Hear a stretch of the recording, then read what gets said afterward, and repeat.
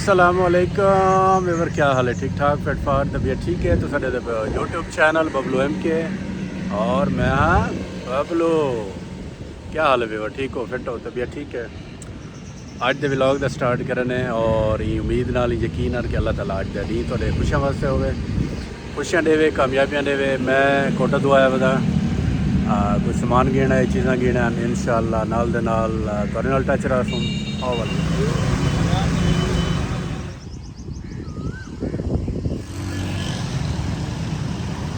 अच्छा जी, काफ़ी खुशगवार मौसम इत्थां।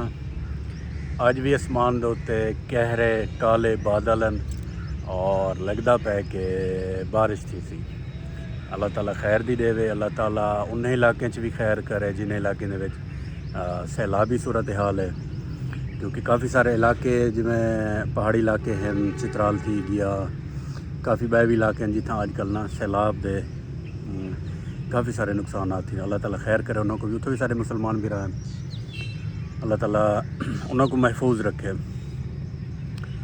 इतना ग्राउंड के हवाले नाल तो मैं दसना पिया भी कि इतना जरा ना असा तकरीबन 10-12 चुआर होसे इतना आके गेम करन दे से डेली रनिंग करनी, और रनिंग का इतना जुनून होंदा है कि मैं कितना ही होना मी कोई काम हो या कोई भी चीज़ तो मैं ग्राउंड च लाजमी पहुँचा। सर्दी है गर्मी है, मैं आके रनिंग ज़रूर की है। धुंध आँदी है, इतनी ठंड होंदी है, ठंड दे विच मैं इत्थां आके 2 चक्कर 4 चक्कर लाने लाजमी। तो वह एक उंगले एक जोश जज्बा है ही, लेकिन हुण ज़ाहिर वाल नहीं थी कुछ वाल बंदा छोड़ देंदे वाल रूटीन ही ख़त्म थी वेंदी है। तो मैं ये भी आखसां कि स्पोर्ट्स होनी चाहिए, गेम होनी चाहिए, सेहतमंदी भी है और इनके ज़्यादा फ़ायदा है। अच्छा जी, क्या हाल है? मैं कोटा तो पहुँच गया तो ई टाइम मैं इत्थों गुजरदा पिया भी तो हाई स्कूल जरा ना उत्थों मैं आ गया। इत्थां आके तो कोई दिखाने का मकसद ये है, ई हाई स्कूल नाल मेजा काफ़ी सारा चीज़ां वाबस्ता हैं। चीज़ां तो मुराद ये है कि मैं इत्थे गेम वास्ते आना, मैं क्रिकेट खेडी है काफ़ी साल, और उनके बाद मैं एथलैटिक करना, मैं रनिंग वास्ते इत्थां आंदे से फुटबॉल खेडदे से। तो इत्थां काफ़ी साल यकीन हुण गेम नहीं थी, ज़ाहिर है गेम छोड़ दी है। तो वैसे चक्कर चक्कर तो लगता रहा होंगे।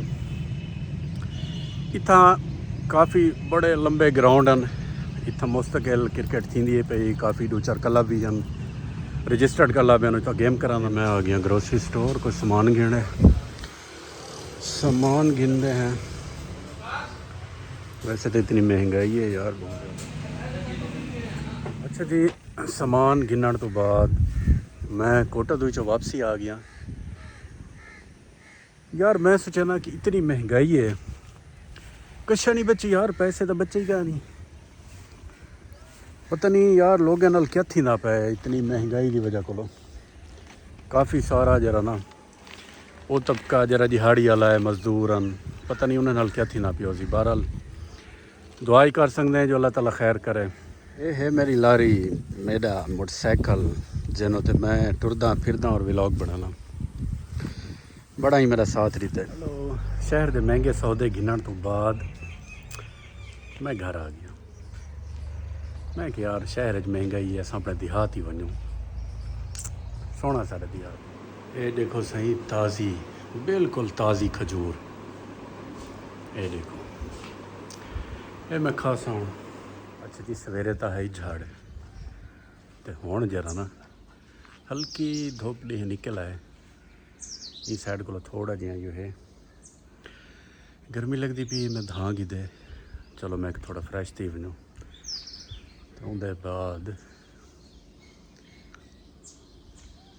खजूर को असा रखते हैं धुपते, एक सुकने हैं। सुकावन का मतलब ये होंगे एक लंबे अरसे वास्ते स्टोर करना।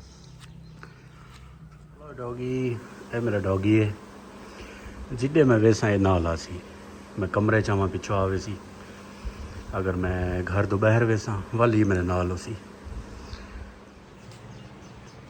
गट्टू चावण है, एक गट्टू तो पिंड कोई सुकावनी है, तो उनके वास्ते गट्टू मंगिया से फरहान साहब को।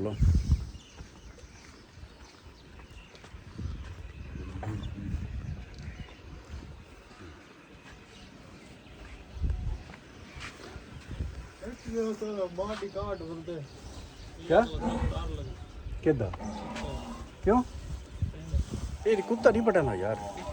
हाँ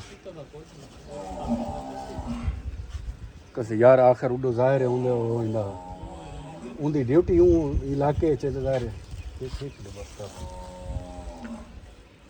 हेलो करो हेलो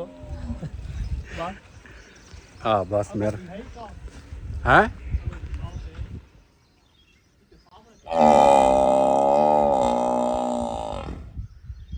यार मांझ को पता नहीं क्या है।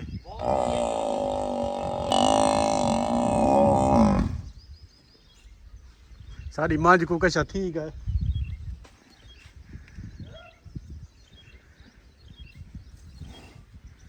अच्छा जी अज का जरा विलाग है और तकरीबन एंड थी चुके।